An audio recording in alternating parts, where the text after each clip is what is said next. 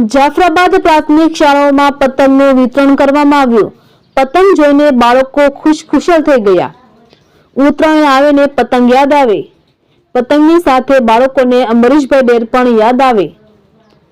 નાના નાના ભૂલકાઓના હૃદયમાં રાજ કરનાર રાજુલા વિધાનસભાના અભૂતપૂર્વ ધારાસભ્ય શ્રી અને ગુજરાત મેરીટાઈમ બોર્ડના કર્મચારી મંડળના અધ્યક્ષ શ્રી અંબરીશભાઈ ડેર દર વર્ષની જેમ આ વર્ષે પણ રાજુલા જાફરાબાદ ખાંભાના બધા જ ગામોની પ્રાથમિક શાળાઓના બાળકોને પતંગ વિતરણ કરવામાં આવ્યું।